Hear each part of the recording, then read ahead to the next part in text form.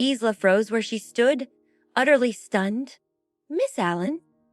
Why was she here? Panic surged through her as she tightened her fingers, wishing she could disappear that very second. Rebecca, on the other hand, looked nervous. The betrayal she had suffered from her husband and mother-in-law had destroyed much of her confidence. Still, encouraged by her brother's gentle voice, she slowly lifted her head and followed the direction Frankie was pointing. She expected to see the woman she despised, but instead her eyes landed on the cold yet familiar face of the person who had once saved her life. She remained speechless for a brief moment. From Musica, Kira looked directly at her. Rebecca, perhaps I offended you somehow. Or maybe I said something that made you dislike me this much. Rebecca stared blankly before hurriedly waving her hands. No. I... Frankie immediately reassured her. Rebecca, don't be scared. If you have something to say, just tell us. The moment those words left his mouth, his father smacked him lightly on the head. Frankie, did you point at the wrong person? That's Miss Olsen, the young woman who rescued Rebecca. A music? Rebecca nodded without hesitation. What? Frankie was completely taken aback. He glanced toward Kira, whose face was filled with restrained anger, her clear, icy eyes fixed on everyone before shifting his gaze toward Isla. Sure enough, Isla's eyes darted around nervously, and her body trembled uncontrollably. Everything suddenly became clear to Frankie. He pointed directly at Isla. Rebecca? Who is she? The instant Rebecca saw Isla, she recoiled and quickly looked away. Brother, please. Make her leave. I don't want to see her. Her reaction alone answered every question. Frankie's expression changed dramatically. So, Kira was the one who saved you, while Isla was the woman who refused to help and even humiliated you.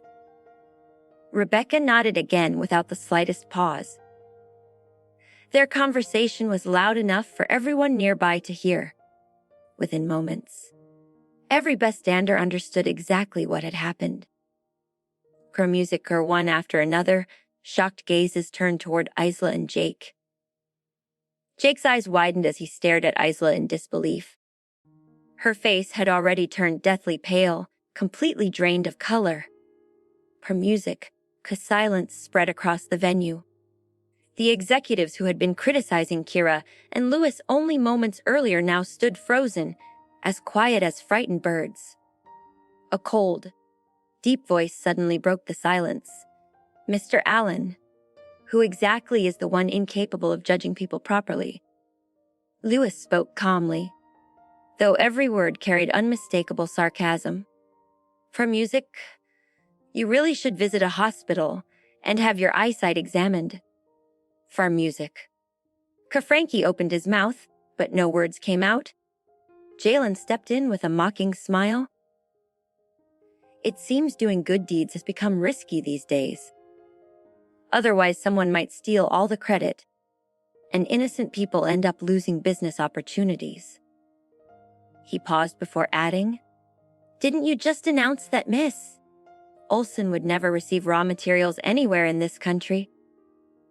So, is this how the Allen family repays the person who actually saved your sister?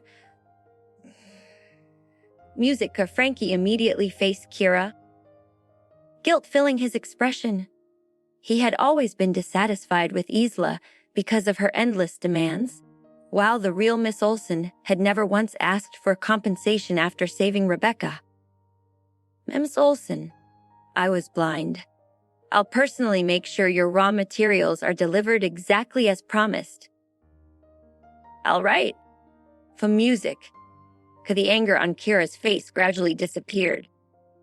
Now that the truth had finally come out, she almost found the situation unbelievable. She had never imagined Isla would be shameless enough to steal someone else's life, saving credit. Still, she wasn't particularly furious. Frankie had simply been deceived.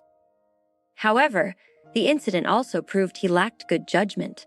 Perhaps it would be wiser to reduce future cooperation with him? For music. Could after apologizing, Frankie suddenly remembered the real culprit. He turned toward Isla's direction, fury flashing across his face. But when he looked over, she had already vanished. His brows knitted tightly. "Where is Isla, Olsen?" "She ran away." Jake forced the humiliating words from his mouth. Frankie glared sharply at him. "Young Mr. Horton, I expect an explanation." Jalen immediately seized the opportunity. "Young Mr. Horton, you're still young. You just graduated and you're already desperate to establish yourself inside the Horton Group. But success should come from genuine ability. Why do you keep relying on dishonest tricks?" The surrounding crowd immediately erupted into whispers. Just like the incident involving Dr. South. He became deputy head of research because of Dr. South, only for everyone to discover that Dr. South had actually been Mr. Horton's connection. So that's how it was. This time he wanted to become general manager by claiming credit for saving someone's life. That's unbelievably shameless. It turns out Isla has been stealing other people's achievements all along. Meanwhile, Miss Kira Olsen has quietly helped so many people without ever showing off. Mr. Alan must feel completely embarrassed now. No wonder he couldn't argue when Mr. Horton told him to get his eyes checked. The Allen family should probably be more careful about judging people in the future. Every whisper and every judgmental glance pierced Jake like needles. I honestly didn't know the truth until today. It was all Isla. I was deceived by her too. Unfortunately, no one believed him. After all, they had proudly announced their engagement. And in everyone's eyes, they were already standing together. Frankie inhaled deeply before looking at Lewis. "Mr. Horton, I officially withdraw the suggestion I made during the contract signing. I also request that every future collaboration between the Allen and Horton families exclude young Mr. Horton." Lewis remained perfectly calm. "Fine." Looking around at everyone present, he announced, "The proposal to promote Jake as director of the project department is canceled. His position as deputy general manager of the R&D department is also revoked. Does anyone object?" For music. Everyone silently shook their heads. Jake felt as though he had been slapped repeatedly in front of everyone. His fists tightened. Overwhelmed by humiliation, he could only leave in disgrace. "Miss Olsen." Rebecca quietly walked over to Kira. Her eyes shimmered with tears. "My brother is so foolish. He mistook you for that woman. Even believed he had avenged me. Did he treat you badly?" Kira glanced toward Frankie. Although he appeared composed, his restless hands betrayed just how nervous he truly was. She smiled softly. "No." Rebecca instantly let out a relieved sigh. "That's wonderful." Frankie was slightly surprised. Gratitude flickered across his eyes as he looked at Kira. Moments later, his expression hardened again. Turning toward Lewis, he asked, "Mr. Horton, where is Isla Olsen staying?" "What she did cannot go unpunished." Lewis narrowed his eyes before giving Tom a slight nod. "Assist Mr. Allen." Tom immediately acknowledged the order. Meanwhile, Kira lowered her head and quietly continued talking with Rebecca. "Mr. Allen kept staring at Kira without blinking. Mrs. Allen gently nudged him. "What are you looking at?" His eyes suddenly lit up.